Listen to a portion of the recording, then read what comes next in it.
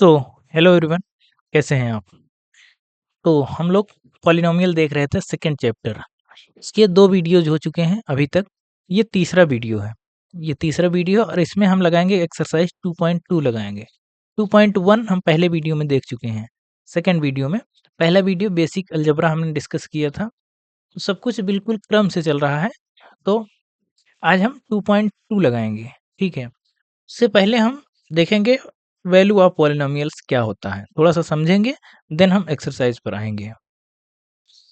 Value of polynomial क्या होता है, इसको कैसे फाइंड आउट करते हैं? जैसे हमने लिखा कि ये कोई पॉलिनोमियल है Px equal to 2x minus 3, ये एक पॉलिनोमियल दिया गया है। अगर कहें कि x इक्वल टू 9 पर इसकी वैल्यू फाइंड आउट करना है, find the value of polynomial for x equal to 9, तो क्या हो जाएगा? P ऑफ 9 होगा वो, जहाँ-जहाँ x है वहाँ-वहाँ 9 रखते जाएँगे, यानी 2 इंटू यहाँ कितना हो जाएगा 9 और माइनस 3, तो इस पॉलिनोमियल की वैल्यू कितना आई 9 पर 2 9 जा 18 माइनस 3 कितना आया 15। इस तरह से हम किसी भी पॉलिनोमियल की वैल्यू निकालेंगे। जैसे अगर कोई ये क्वाड्रेटिक इक्वेशन दिया गया है या क्वाड्रेटिक पॉलिनोमियल दिया गया है 2x square minus 3x minus 8, ये क्वाड्रेटिक पॉलिनोमियल दिया है। अगर इसमें हमको निकालना है वैल्यू ऑफ px या वैल्यू ऑफ px, या यहाँ लिख देते हैं for x equal to minus 3, इसको क्या बोलेंगे? इसको बोलेंगे p of minus 3। p of minus 3 तो 2 इंटू जहाँ x है वहाँ लिखेंगे माइनस 3, माइनस 3 के स्क्वायर माइनस 3 इंटू x है तो यहाँ पे माइनस 3 माइनस 8, यहाँ पे क्या आ जाएगा? इसको अगर सॉल्व करेंगे 3 3 जा 9, 2 इंटू 9 18 ये आएगा, माइनस और माइनस प्लस हो जाएगा, 3 3 जा 9 ये हो जाएगा माइनस 8। अब इसको अगर हल करेंगे तो कितना आएगा? 18 और 9 27, और 27 में 8 घटाएँगे तो 19, ये 19 आएगा इसका आंसर। पी ऑफ माइनस 3 कितना निकल के आया? 19। बस सिंपल सा है, बेसिक सा आपको करते जाना है। अगर किसी की वैल्यू पूछा है तो वो निकालते जाना है। ध्यान देना है जहाँ पे x है वहाँ पे x की वैल्यू रख देना है बस। उसके बाद जो भी कैलकुलेशन है वो आप करते जाएँगे सावधानी से, तो आपका आराम से आंसर आ जाएगा। अब हम बढ़ते हैं एक्सरसाइज की तरफ। जैसे कि एक्सरसाइज 2.2 दिया गया है, तो इसमें टोटल 7 क्वेश्चंस हैं। तो आज हम सारे सातों के सातों सवाल आज इसी वीडियो में कर लेंगे। पहला और दूसरा सवाल देखिए, अभी जैसे हम कराए हैं वो केवल इसमें वैल्यू निकालना है। पॉलिनोमियल दिया गया है x इक्वल टू 0 माइनस 1 और 2 पर इसकी वैल्यू निकालना है। तो हम पहले से ही शुरू करते हैं। जैसे अगर कह रहा है कि find the value of, polynomial दिया है पहला px equal to 5x minus 3, तो अभी जैसे कराते आए हैं सेम वैसे ही है। तो पहले कह रहा है कि x इक्वल टू 0, तो p ऑफ अगर 0 लिखेंगे तो कितना आएगा? 5 इंटू 0 माइनस 3, तो कितना आया? ये आया माइनस 3, तो p ऑफ 0 आया माइनस 3। इसी तरह से ये पहले का फर्स्ट नंबर था। इसी तरह सेकंड नंबर जब करेंगे तो p ऑफ x कितना दिया है वही लिखेंगे 5x माइनस 3। अब p ऑफ कितना, x इक्वल टू माइनस 1 पे कह रहा है, x इक्वल टू माइनस 1 पे कितना है 5 इंटू यहाँ पे कितना आएगा माइनस 1 और माइनस 3, इसको हल करेंगे कितना आएगा minus 5 minus 3 equal to minus 8। तो p ऑफ माइनस 1 कितना आया? माइनस 8 आया। इसी तरह से थर्ड नंबर पर जब लगाएंगे तो अब इसमें कह रहा है कि ये दिया है p ऑफ x, पॉलिनोमियल दिया है, क्वाड्रेटिक है। अब की बार 7x स्क्वायर माइनस 7 एस लिखा है तो ऐसे ही कर देते हैं। उससे कोई मतलब नहीं है कि वेरिएबल में क्या लिखा है, वेरिएबल में जो लिखा है उससे बहुत मतलब नहीं है। लिख देते हैं 7s स्क्वायर, एस को हम ऐसे बना रहे हैं, नहीं तो वो 5 लगेगा, माइनस 4s प्लस 6। ये क्वाड्रेटिक पॉलिनोमियल दिया गया और वैल्यू निकालना है पी ऑफ 0 की। तो पी ऑफ 0 निकालेंगे तो 7 इंटू 0 ये तो 0 हो जाएगा, माइनस 4 इंटू 0 ये तो 0 हो जाएगा, प्लस 6 तो कितना निकल के पी ऑफ 6।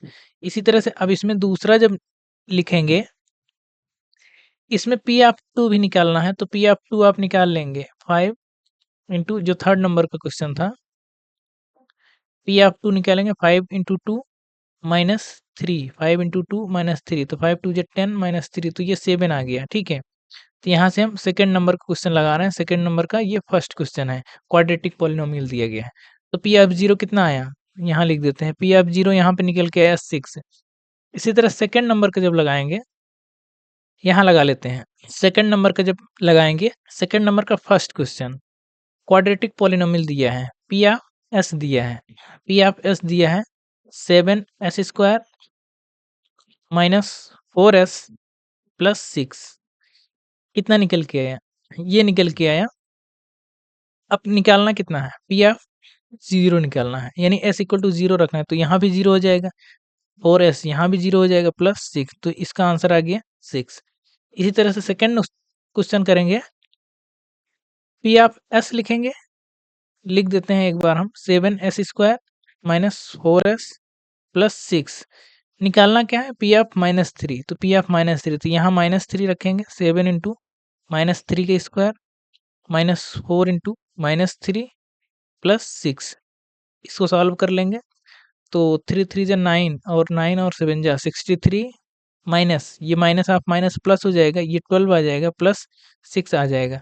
अब इसको आप सीधे सीधे कैलकुलेट कर लेंगे तो कितना आएगा, ये 12 और 6 18, 18 और 3 21, 1 2 6 1 7 2 9 91 आएगा। ठीक है, आप ऐसे कर लेंगे। सॉरी, यहाँ से 91 नहीं आएगा, यहाँ पे 81 आएगा। ठीक से इसको कैलकुलेट करेंगे तो 81 आएगा। ठीक है, आई होप ये आपको समझ में आ गया होगा कि वैल्यू ऑफ पॉलिनोमियल कैसे निकालते हैं। इसके केवल 2 ही क्वेश्चंस दिए गए थे, बहुत आसान होते हैं। तो वैल्यू ऑफ पॉलिनोमियल निकालना, यानी उस वेरिएबल की जो वैल्यू दिया गया है पूरे पॉलिनोमियल में, उस वेरिएबल की जगह उस वैल्यू को पुट कर देते हैं, तो उसको बोलते हैं कि वैल्यू ऑफ पॉलिनोमियल। तो उस पॉलिनोमियल पर या उस वेरिएबल पर उस पॉलिनोमियल की वो वैल्यू कही जाती है। ठीक, इतना समझ में आया आपको। देखिए, अब जो अगले टाइप का क्वेश्चन हम करेंगे, उसमें जो लैंग्वेज बेस्ड क्वेश्चन आएगा, जो अलजेब्रा है, अलजेब्रा में जो लैंग्वेज बेस्ड क्वेश्चन आएंगे उसको हम टैकल कर रहे होंगे। जैसे इसमें देखिए एक क्वेश्चन हमने लिया है, इसको ध्यान से आप सुनते जाइएगा। The sum of two numbers is 38 if one number is 12 more than the other number, then find both numbers. इसमें कह रहा है कि दो नंबर हैं, दोनों को अगर हम ऐड कर रहे हैं, पहले हम यहाँ समझा देते हैं। दोनों को हम अगर ऐड कर रहे हैं तो वो कितना आ रहा है, 38। सम क्या है, 38 है। और जो ये दो नंबर है, ये कह रहा है कि ये एक नंबर, इन दोनों नंबर के बीच में एक रिलेशन दिया गया है। कह रहा है कि अगर ये नंबर जो है उससे ये नंबर 12 अधिक है, या अगर इसको कुछ मानेंगे तो ये 12 अधिक है, यानी दोनों में 12 का डिफरेंस है दोनों नंबर में। यानी एक नंबर अगर x है तो दूसरा क्या है, x प्लस 12 है। या ऐसे कर सकते हैं अगर, या ऐसे भी कर सकते हैं, एक नंबर x है तो दूसरा क्या है, मान लीजिए ये x है तो ये इससे क्या है, 12 अधिक है, तो x प्लस 12 ये हो जाएगा। 12 अधिक है ना, तो अधिक में ऐसे ही हो जाएगा। या फिर इसको अगर हम कुछ भी मान सकते हैं, इसको अगर हम x प्लस 12 मान लें तो ये x हो जाएगा, वही आएगा। तो बात देखिए, इसमें इसको लिखते कैसे हैं, मेन इसको हल कैसे करना है, आप ध्यान से देखिए। देखिए, इसको अब हम लिखते हैं, बिल्कुल सिस्टमेटिक ढंग से लिखते हैं, जैसे आपको पेपर में लिखना है। Let first number is, let first number is x। तो हमने मान लिया कि पहला नंबर x है। तो देखिए सेकंड नंबर क्या होगा, सेकंड के लिए कंडीशन दे दिया गया है, then second number will be, then second number is. तो दूसरा नंबर क्या हो जाएगा, दूसरा नंबर देखिए उससे क्या है, 12 अधिक है ना, तो इससे 12 अधिक कर दीजिए, x प्लस 12 है। अब दोनों नंबर हमको मिल गए, ये फर्स्ट नंबर है, ये सेकंड नंबर है। अब हम जो कंडीशन दिया गया वो लगा देंगे। अब देखिए क्वेश्चन में क्या कह रहा है, the sum of two numbers is 38। तो दोनों को अगर हम सम करेंगे तो ये 38 के इक्वल होना चाहिए। तो अब हम यहाँ लिखेंगे according to question, according to question. Question क्या कह रहा है कि दोनों नंबर का सम, तो पहला नंबर प्लस ये दूसरा नंबर, इसको हमने सम कर दिया, यहाँ प्लस लगा दिया, तो कितना है 38। अब इसको देखिए, ये एक अलजेब्रिक एक्सप्रेशन है, तो अलजेब्रिक एक्सप्रेशन को किसी के इक्वल किए हैं तो ये एक तरह से इक्वेशन बन गई है, बीजगणितीय समीकरण बन गया है। तो समीकरण कैसे हल करते हैं वैसे कर लेंगे, x प्लस 12 इक्वल टू 38। तो ये 2x हो गया, 2x इक्वल टू ये 12 इधर चला जाएगा, कितना हो जाएगा 38 माइनस 12। इसको माइनस करेंगे तो कितना आएगा, ये 6 आ जाएगा और ये कितना आ जाएगा 2 आ जाएगा। ठीक है, अब क्या करेंगे, x इक्वल टू कितना होगा 26/2 यानी 13। x इक्वल टू 13 आ गया, x इक्वल टू 13 आ गया। अब यहाँ आंसर में क्या लिखेंगे, यहीं लिख देते हैं। आंसर में क्या लिखेंगे, फर्स्ट नंबर क्या था, तो फर्स्ट नंबर निकल के आएगा, फर्स्ट नंबर x था तो x इक्वल टू 13। ठीक है, सेकंड नंबर क्या निकल के आया, सेकंड नंबर x प्लस 12 था। ये देखिए सेकंड नंबर x प्लस 12 था ना, तो वही हम लिख रहे हैं सेकंड नंबर। ये फर्स्ट नंबर x था तो x प्लस 12 है, तो यानी x इक्वल टू कितना आएगा 13 प्लस 12, कितना निकल के आया, ये आ गया 25। बस ये है आंसर, ये फर्स्ट नंबर है, ये सेकंड नंबर है। अब देख लीजिए कंडीशन आपकी फुलफिल हो रही कि नहीं। सम ऑफ टू नंबर्स इज 38। देखिए दोनों को अगर सम करेंगे 38 आ रहा है। इस तरह आप आंसर भी चेक कर सकते हैं। देखिए दोनों को सम करेंगे, यहाँ वो लिखना था, दोनों को अगर सम कर रहे हैं तो देखिए वही आ रहा है कि नहीं, ये 25 और 13, देखिए 38 आ रहा है कि नहीं। पहली कंडीशन तो यही थी, ये फुलफिल हो रही कि नहीं हो रही। और दोनों को देखिए, पहला नंबर दूसरे से देखिए कितना ज़्यादा है, देखिए एक नंबर दूसरे से ज़्यादा, कितना ज़्यादा है 12 ज़्यादा है कि नहीं। अगर इसमें 13 माइनस करेंगे तो देखिए ये 12 अधिक आ रहा है कि नहीं। देखिए दोनों कंडीशन पूरी हो रही है ना, इसका मतलब ये आंसर ठीक है। तो ऐसे ही हम चेक भी कर सकते हैं, हम उस पूरे कंडीशन को जो आंसर आया है उस पर अप्लाई करेंगे तो वो आंसर हमको वो दिखना चाहिए, कंडीशन उसमें बनती हुई दिखनी चाहिए, तब हमारा आंसर सही है। इसको पूरा इसी तरह सिस्टमेटिक ढंग से ऐसे ही लगाएंगे। इस तरह से कई सवाल इस एक्सरसाइज में दिए गए हैं, तो हम वन बाय वन एक एक करके हम उसमें डिस्कस करते चलेंगे। जैसे देखिए अब एक्सरसाइज 2.2 का थर्ड नंबर। देखिए दो क्वेश्चन तो हमने कर लिए, वैल्यू ऑफ पॉलिनोमियल निकालना था वो हमने कर लिया, एक हमने अपने से एग्जांपल लिया था लैंग्वेज बेस। अब हम आ गए हैं सीधे एक्सरसाइज पे। देखिए थर्ड नंबर का जो क्वेश्चन कह रहा है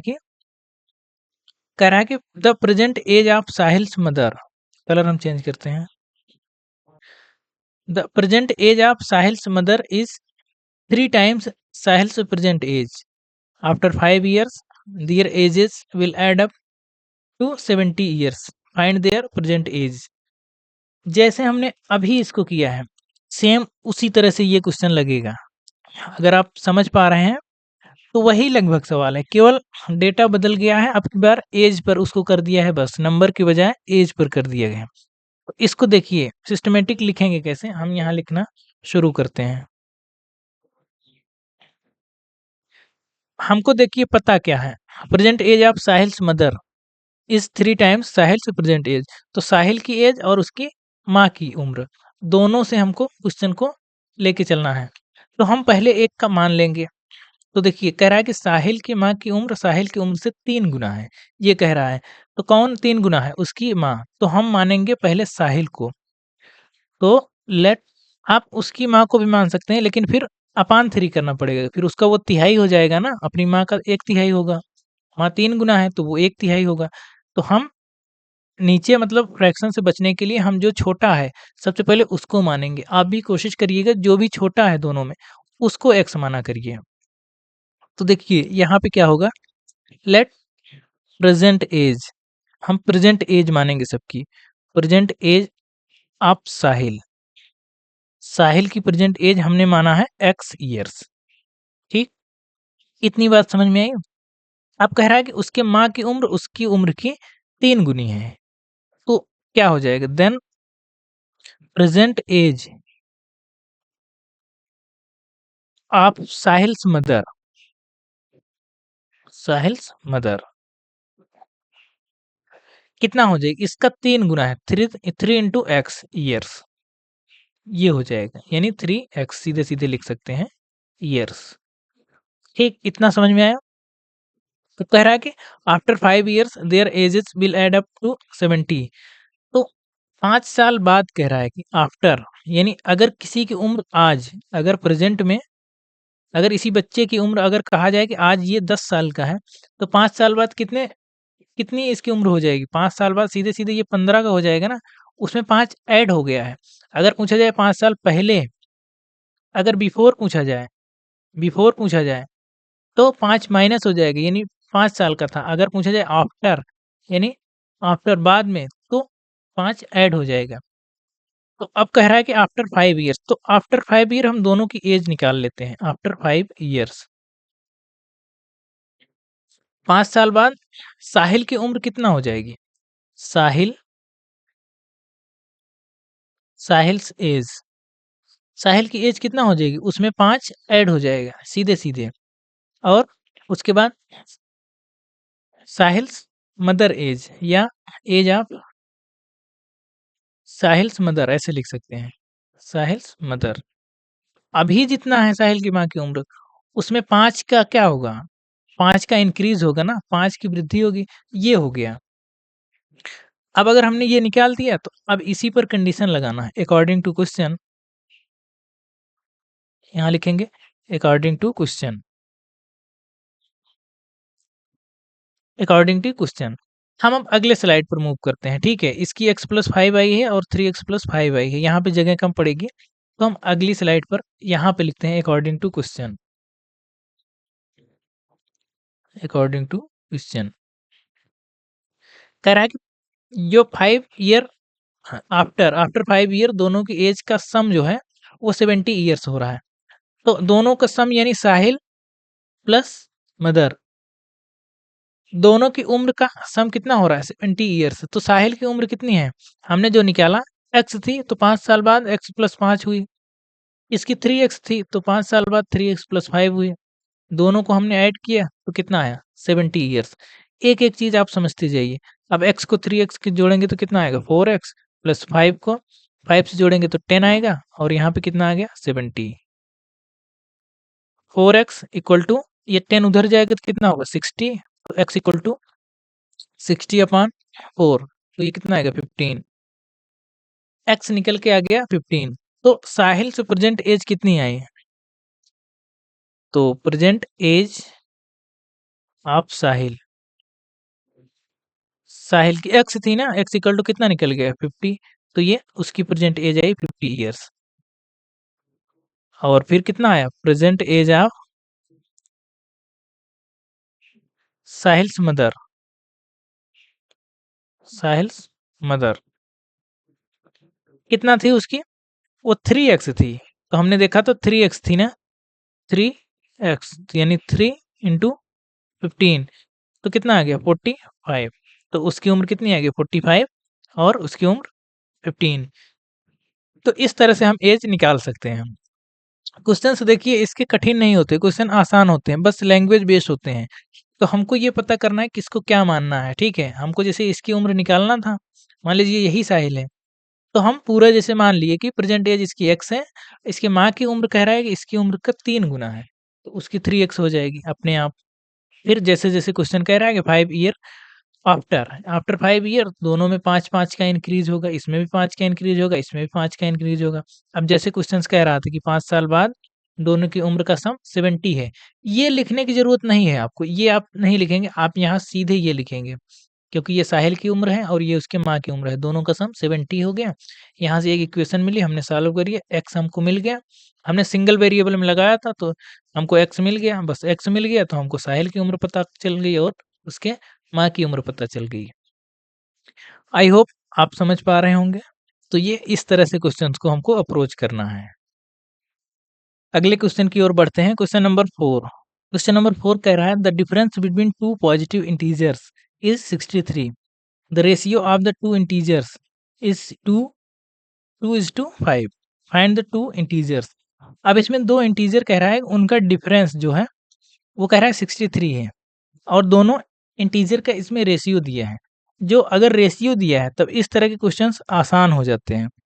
हम जो वेरिएबल मानते हैं वो आसान हो जाता है। तो हम यहाँ सीधे लिखेंगे, देखिए जो रेशियो दिए वो 2:5 दिया है दोनों इंटीजर्स का, तो हम सीधे-सीधे मानेंगे लेट फर्स्ट इंटीजर,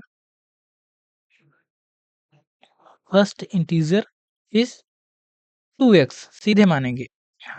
जो हमारा रेशियो 2:5 है ना, तो हमेशा 2:5 का रेशियो बना रहेगा।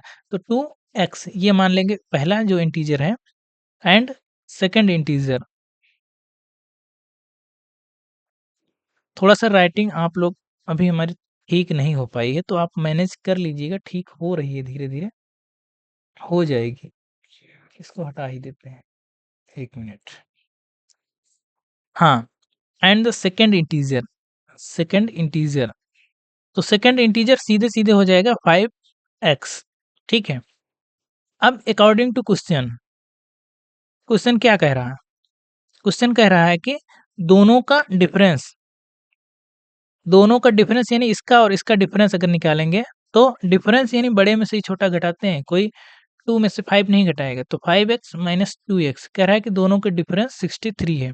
बस हो गया, एक इक्वेशन हमको मिल गई। अब यहाँ से x की वैल्यू निकाल लेंगे, जो आएगा यहाँ, तो उससे इंटीजर मिल जाएगा हमको। 5x माइनस 2x कितना आएगा? 3x इक्वल टू 63, तो यहाँ से x निकल के कितना आएगा? 3 2 जा 6 और 3 1 जा 3, ये 21 आ गया, x इक्वल टू 21 आ गया। तो पहला हमारा जो इंटीजर आएगा, फर्स्ट इंटीजर, वो इक्वल टू हो जाएगा 2 इंटू 21, यानी कितना आ गया? 42। और सेकंड इंटीजर इसी तरह सेकंड इंटीजर जब निकालेंगे तो 5 इंटू 21 कितना आएगा? 5 1 जा 5, 5 2 जा 10, 105। तो दोनों इंटीजर मिल गए। इसी तरह से ये क्वेश्चन लगेगा। एकदम आसान क्वेश्चन है, बस 4-5 लाइन में ये क्वेश्चन लग जाएगा। बाकी ये आप जैसे जितना जल्दी कर सकते हैं, वो उतना जल्दी ये अटेम्प्ट हो जाएगा। बात समझ में आ रही है? तो ये 4 नंबर का क्वेश्चन एकदम आसान था, ये 4 नंबर ही था। हाँ, तो अब हम क्वेश्चन नंबर 5 करते हैं, 4 तक हमने देख लिया। क्वेश्चन नंबर 5 कह रहा है कि Ruby has 3 times as many 2 रूपी कॉइन्स एज़ शी हैव 5 रूपी coins. If she has a total rate 18, ये है रेट है और ये rate 88, how many coins does she have of each type? देखिए इसमें क्वेश्चन क्या कह रहा है कि किसी के पास जो है 3 रुपए के कॉइन है और 5 रुपए के कॉइन है। नहीं, ये 2 रुपीज़ की कॉइन है। 2 रुपी कॉइन है और 5 रुपी कॉइन है। सीधे-सीधे कह रहा है कि अगर 5 रुपी की कॉइन जो है वो x है, तो 2 रुपी की जो कॉइन है वो 3x है, वो 3 टाइम्स है। सीधे-सीधे यहाँ पे लिखा है कि Ruby has 3 times as many 2 rupee coins as she have 5 rupee coins, यानी जितना 5 का कॉइन है उससे 3 गुना, उसका 3 गुना जो है वो 2 रुपी कॉइन के सिक्के हैं, यानी सिक्कों की जो संख्या है, अगर ये x है तो ये 3x है। ये नंबर ऑफ कॉइन्स की बात कर रहा है, यहाँ कॉस्ट की बात अभी नहीं कर रहा है, कॉस्ट की बात इसके अगले लाइन में कर रहा है। तो यहाँ तक हम पहले इसको इसकी कंडीशन मानते हुए इसको लिख लेते हैं। कैसे इसको लिखना है वो देख लेते हैं। सबसे पहले लिखेंगे लेट, देखिए सबसे पहले बताए थे कि जो सबसे कम होगा, जैसे एज में हमने लगाया था, साहिल की उम्र और उसके माँ की उम्र निकाला था, तो हमने साहिल को x माना था। तो ये कह रहे हैं कि जो कम होगा उसी को कोशिश किया करिए आपकी, उसको x मानिए। तो यहाँ कम कॉइन कौन सा है? 5 रुपए के कॉइन की संख्या कम है, तो हम यहाँ मानेंगे लेट नंबर ऑफ, ये नंबर ऑफ है, number of 5 rupee coin, 5 rupee coin, 5 रुपए के सिक्कों की संख्या हम मान रहे हैं x है। देन दिया क्या है? तो हो जाएगा number of 2 rupee coin, 2 rupee coins, वो क्या हो जाएगा? 3x हो जाएगा। ये सिंपल है, यहाँ तक मान सकते हैं। 5 रुपए के सिक्कों की संख्या अगर x है, तो 2 रुपए के सिक्कों की संख्या 3x हो जाएगी। अब देखिए, अगर 5 रुपए का अगर 5 रुपए का 1 सिक्का है, तो उसकी कीमत कितनी होगी? 1 इंटू 5 यानी 1 इंटू 5। अगर सिक्कों की संख्या 2 है, तो उसकी कॉस्ट कितनी हो जाएगी? 10 रुपी। अगर सिक्कों की संख्या 3 है, तो उसकी कॉस्ट कितनी हो जाएगी? 3 इंटू 5 15 रुपी। ऐसे होगा ना? तो अगर इसको हम कॉस्ट पे कन्वर्ट करें, तो यहाँ लिख सकते हैं cost of 5 rupee coin, 5 rupee coin. तो जितने भी 5 रुपी कॉइन हैं, अगर उन सब की कॉस्ट निकालें, तो क्या होगा? Number of coins into 5। तो नंबर ऑफ कॉइन्स कितना है? x into 5। तो इसकी जो कॉस्ट निकल के आएगी वो 5x, जितने कॉइन्स हैं उसको 5 से अगर हम गुणा कर दें, ऐसे ही है तो यहाँ कर रहे हैं। अगर एक सिक्का है तो 1 गुणे 5, 2 सिक्का है 2 गुणे 5, 3 सिक्का है तो 3 इंटू 5। इसी तरह से कॉस्ट ऑफ 2 रूपी कॉइन, 2 रूपी कॉइन क्या निकल के आएगा? 2 रूपी कॉइन के नंबर्स कितने हैं? 3x, 3x इंटू एक सिक्के की कीमत कितनी है? 2 रुपए, तो पूरा की कीमत कितनी हो जाएगी? 3 इंटू 2 यानी 6x। तो देखिए टोटल कॉस्ट निकल के आ गई, 5 रुपए कॉइन्स की कॉस्ट इतनी होगी और 2 रुपए कॉइन की कॉस्ट इतनी होगी। यहाँ तक सिंपल समझ में आया? अब क्वेश्चन में कह रहा है कि if she has total 88, total उसके पास 88 रुपए है, तो टोटल रुपए तो यहाँ से लिखेंगे according to question, according to question.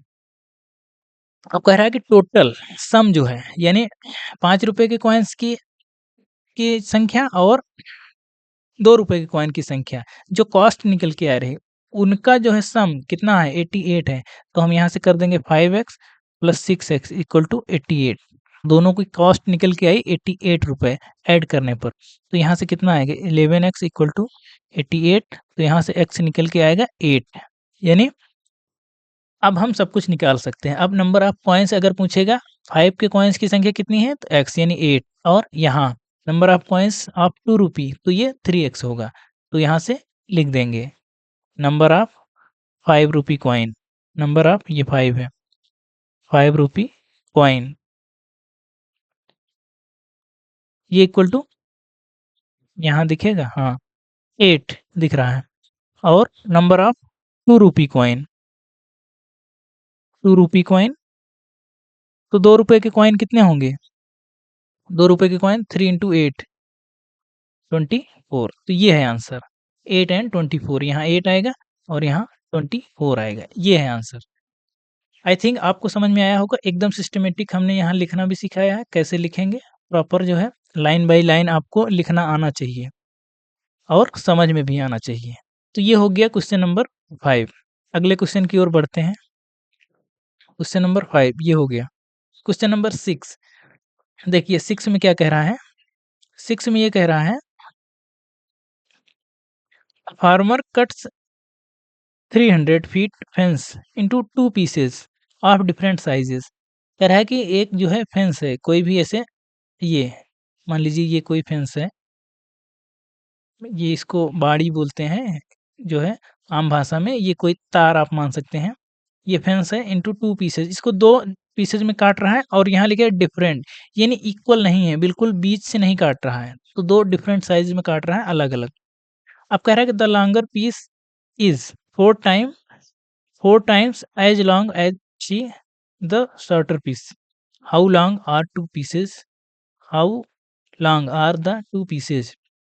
ठीक है, 2 पीसेज में काट रहा है, यहाँ हम समझा दे रहे हैं 2 पीस में काट रहा है। कह रहा है कि एक बहुत लंबी है और एक छोटी है, तो ये 2 पीस हो गए। एक ये लंबी सी पीस काट रहा है और ये छोटी सी पीस काट रहा है। यहाँ पर हम केवल समझा रहे हैं। अब इसमें कह रहा है कि the longer piece 4 time as long as the shorter piece. कह रहा है कि ये जो छोटी वाली जो शॉर्टर पीस है, छोटी वाली जो टुकड़ा है, वो उसका 4 गुना है ये बड़ा वाला टुकड़ा। बड़ा वाला टुकड़ा छोटे वाले टुकड़े का 4 गुना है। यानी ये अगर फीट है एक्स फीट है तो ये 4x फीट है, ये कह रहा है। और टोटल कह रहा है कि ये टोटल है 300 फीट। टोटल 300 फीट है, इसको 2 टुकड़ों में काटा गया है, यानी छोटे-बड़े में काटा गया है, तो बड़े वाला की जो लंबाई है वो छोटे वाले लंबाई का 4 गुना है। ये लिखा है ना कि the longer piece is 4 times as long as the shorter piece, यानी जो लंबा वाला हिस्सा है वो छोटे वाले हिस्से का 4 गुना है, 4 टाइम्स है।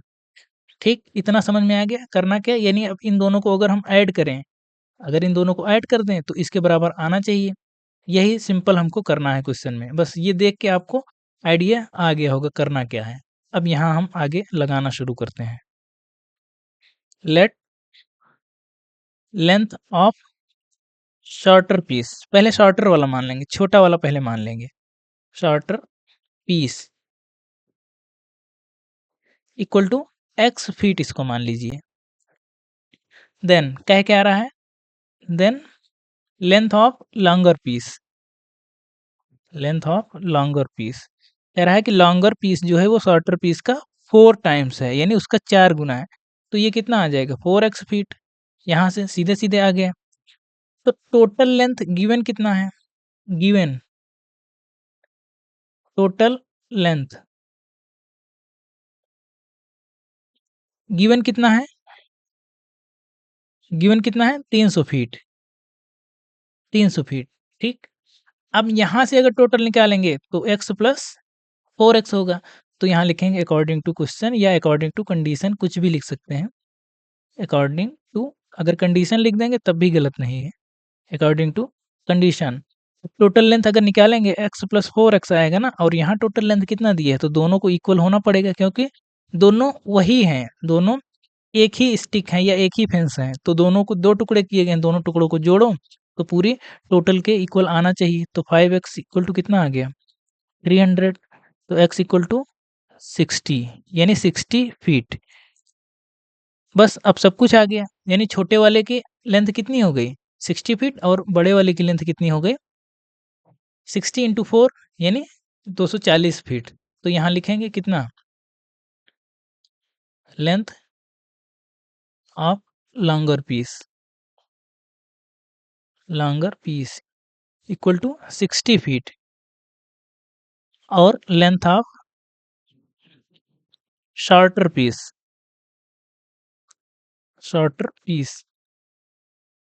इक्वल टू कितना है? 4 इंटू 60, बस 240 ये है फीट। ठीक, बात समझ में आई? यहाँ तक कोई समस्या नहीं होनी चाहिए, आसान था क्वेश्चन। क्वेश्चन समझ में आना चाहिए। लैंग्वेज के सवाल को जो है पढ़ना आना चाहिए आपको, लैंग्वेज पढ़ना आना चाहिए। फिर उसमें जो डेटा दिया गया है, जैसे ये जो जितने सारे डेटा इसमें दिए गए वो आपको निकालना आना चाहिए। कि जैसे दिया था एक्स फीट, हम एक्स फीट माने, अब 4x हो गया, ये सब डेटा है ना। और 300 फीट, 300 फीट को कैसे इन सब के इक्वल करना है, तो दिया था कि टोटल को ऐड करो, दोनों को, छोटे को और लंबे को, तभी तो टोटल आएगा ना। और टोटल का दिया तो दोनों को हमने ऐड करके 300 के इक्वल कर दिया। यहाँ से एक इक्वेशन बन गई। तो उस अलजेब्रिक इक्वेशन को हमने सॉल्व कर लिया, तो हमको पूरी वैल्यू मिल गई, लॉन्गर भी मिल गया और शॉर्टर भी मिल गया, जो हमको चाहिए था। बात समझ में आ रही है? देखिए, इसके बाद एक क्वेश्चन और बचा हुआ है। हम आखिरी क्वेश्चन देख रहे हैं 7th नंबर का। कह रहा है कि if the length of a rectangle is 3 times या 3 more than twice it's width and its perimeter is 24 centimeter, what are the dimension of the rectangle? अब यहाँ रेक्टेंगल के सेंस में दिया है, तो हम इसमें सबसे पहले एक काम करेंगे। एक ऐसे मान लीजिए रेक्टेंगल बना लीजिए आप। जहाँ भी रेक्टेंगल वगैरह का क्वेश्चन आए, अगर आप बना के कर रहे हैं तो आपको थोड़ा सा ज़्यादा समझ में आएगा, ये गारंटी है हमारी। अब देखिए, सबसे पहले इसमें देखिए लेंथ के में कंडीशन दिया गया है ना, इफ द लेंथ, देखिए यानी कंडीशन लेंथ पर लगा है, जो भी लगा है, यानी ब्रेड्थ के लिए हम जो है कुछ भी मान सकते हैं। तो हम यहाँ सबसे पहले ब्रेड्थ मानेंगे, लेट विड्थ इसको बोलेंगे। यहाँ विड्थ कहा है, let the width width of rectangle equal to X centimetre. हम इसकी ब्रेड्थ मान रहे हैं एक्स सेंटीमीटर, ये है एक्स सेंटीमीटर। ठीक है, कह रहा है कि length of rectangle is 3 more than twice. 3 more than twice, इसका मतलब क्या है? 3 ज़्यादा है, मोर देन ट्वाइस, ट्वाइस यानी 2 गुना, 2 गुने किसके? Of the width, its width. ठीक है, तो 3 more than twice its breadth, यानी twice its breadth plus 3 more than, यानी उसमें 3 ज़्यादा। कह रहा है कि इसकी जो ब्रेड्थ है उसका 2 टाइम्स प्लस उसमें 3 मोर, यानी 3 उससे अधिक होना चाहिए। साफ-साफ लिखा है। तो लैंग्वेज के थोड़ा-सा कॉम्प्लेक्स करने की इसमें कोशिश की गई है। आपको अगर भाषा की थोड़ी-सी भी अगर समस्या है, तो क्वेश्चन को आप 2 से 3 बार पहले पढ़िए। क्वेश्चन को 2 से 3 बार जब आप पढ़ेंगे ना, तब आप भाषा से समझ पाएँगे, हाँ, डेटा क्या-क्या कह रहा है। उस तरह से आप कर पाएँगे। तो यहाँ सीधे-सीधे कह रहा था कि जो उसकी लेंथ है, वो 3 ज़्यादा है। पहले तो सीधे कह रहा है कि 3 ज़्यादा है, किससे? इसके ट्वाइस से, यानी ब्रेड्थ विड्थ के ट्वाइस से 3 ज़्यादा है। तो यहाँ से लेंथ निकल के आएगी, लेंथ ऑफ रेक्टेंगल कितना हो गया? अब सीधा-सीधा हो गया, ट्वाइस इसका प्लस उससे 3 सेंटीमीटर ज़्यादा, तो हो गया, निकल गया बस। अब क्या है? पेरीमीटर दिया है, पेरीमीटर कितना दिया है 24 सेंटीमीटर। पेरीमीटर क्या होता है, किसी भी रेक्टेंगल का पेरीमीटर कितना आता है 2 इंटू लेंथ प्लस ब्रेड्थ, तो x plus 2x plus 3 equal to 24। तो ये 2 से कट गया, यहाँ 12 आ गया, तो ये 3x प्लस 3 इक्वल टू 12। तो 3x इक्वल टू 9 और x इक्वल टू 3। यहाँ से x की वैल्यू निकल के आ गई। बात समझ में आ रही है? तो अब हो गया, विड्थ निकल के आएगी कितनी, विड्थ इक्वल टू x थी तो 3 सेंटीमीटर। इसके बाद लेंथ कितनी निकल के आएगी, लेंथ निकल के आएगी 2 इंटू 3 प्लस 3 निकल के आई 2 3 6 प्लस 3 9 सेंटीमीटर। तो सब कुछ आ गया, विड्थ आ गई और लेंथ आ गया। तो ये क्वेश्चन था। क्वेश्चन को थोड़ा सा लैंग्वेज को टफ करने की कोशिश की गई थी, लेकिन अगर आप समझ के लगा रहे हैं, एक एक स्टेप देखते हुए लगा रहे हैं, तब आपको कोई समस्या नहीं होगी। आई होप आपको सारे क्वेश्चन समझ में आए होंगे। 7 के सातों क्वेश्चन हमने इस एक्सरसाइज के लगा लिए हैं। देखिए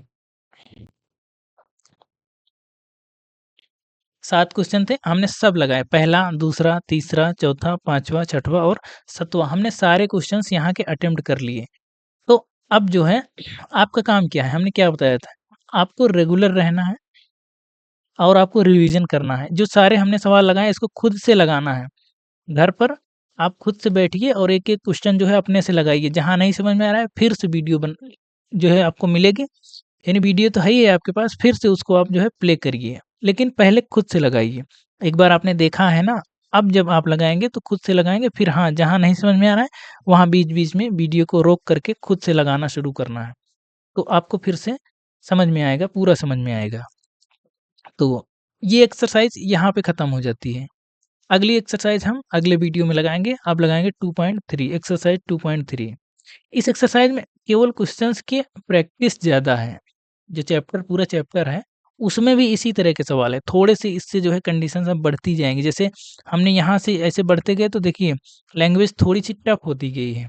तो इसी तरह से जो अगली एक्सरसाइज़ आएगी 2.3, उसमें भी लैंग्वेज थोड़ा-सा इससे कॉम्प्लेक्स रहेगी और थोड़ा-सा इससे बड़े सवाल रहेंगे। तो बड़े सवाल देख के डरना नहीं है, कल लगाएँगे हम अगली एक्सरसाइज़, कल फिर से हम जो है शुरू करेंगे और लगाएँगे। डेली आपको पता है 1 वीडियो आपको डेली मिल रहा है अभी फ़िलहाल, 1 वीडियो मिल रहा है। एक में भी 1 क्लास 10th का मिल रहा है और 1 क्लास 9th का मिल रहा है। तो हफ्ते में 3 वीडियो इसके मिल रहे हैं, 3 वीडियो इसके मिल रहे हैं। तो मिल तो आपको रेगुलर रहे हैं। कोशिश यही है कि डेली 1 वीडियो इसका भी मिले, इसका भी मिले। तो हफ्ते में आपको 12 क्लासेस मिलेंगी, यानी अपने अगर आप 9th में हैं तो 6 वीडियो आपको मिलेंगे, 10th में हैं तो आपको 6 वीडियो मिलेंगी। यानी पर डे आपको 1 वीडियो मिलेगी, चाहे आप 9th में चाहे 10th में हैं। दोनों का इस चैनल पे चल चल रहा है, आपको पहले से ही पता है। तो आज के लिए देखिए, आज के लिए इतना पर्याप्त है। बहुत हमने क्वेश्चंस कर लिए और सारे सवाल हमने लगा लिए। नहीं, ये 2.3 कल चलेगा, हाँ ठीक है, आज नहीं चलेगा। तो 2.2 देखिए यहाँ पे खत्म हो गया है। थोड़ा-सा आप लोग देखिए, हम देख रहे हैं कि चैनल को आप लोग वॉच तो कर रहे हैं, देख रहे हैं, वॉच टाइम ठीक-ठाक आ रहा है, उसमें कोई समस्या नहीं। लेकिन आप लोग सब्सक्राइब नहीं कर रहे हैं। सब्सक्राइब बहुत कम किए हैं, देख के तो जा रहे हैं, देख के जा रहे हैं लेकिन सब्सक्राइब नहीं कर रहे हैं। तो आपसे अपील है आप सब्सक्राइब भी करिए और हो सके तो आप शेयर भी करिए। लेकिन ये काम तो ज़रूर करिए, सब्सक्राइब वाला तो ज़रूर करिए। और फिर अगर टाइम मिले तो अगर आपको अच्छा लगे कि नहीं और किसी को भी पढ़ना चाहिए तो आप शेयर ज़रूर करिए, ठीक है? तो बस आज की वीडियो में इतना ही करते हैं, फिर मिलते हैं अगली वीडियो में। Thank you.